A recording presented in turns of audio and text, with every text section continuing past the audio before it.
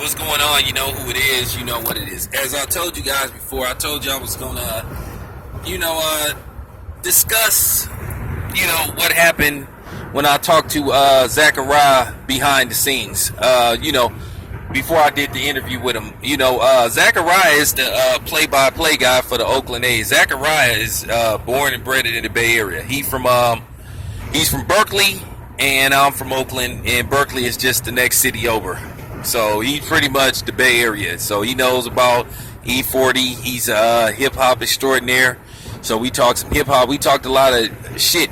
But, a lot of people, when I was trying to dismiss shit about the press and the media, how there are certain stories that they will discuss and there are certain stories that they don't want to discuss.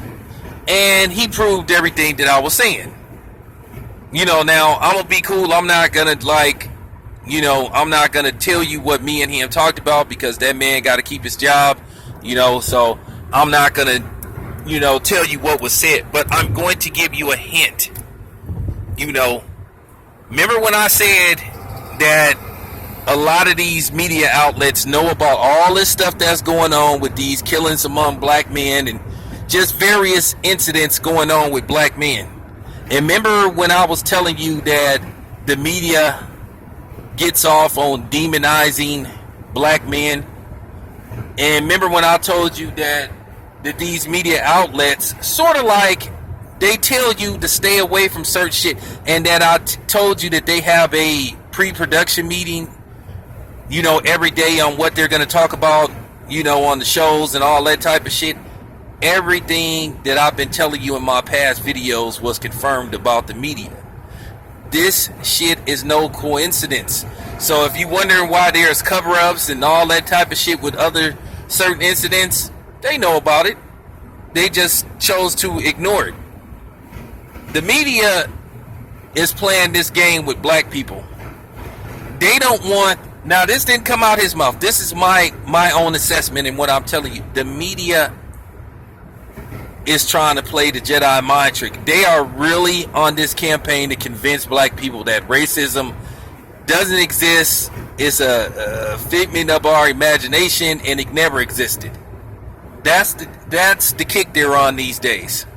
But we know different. A lot of us are seeing it right before our eyes.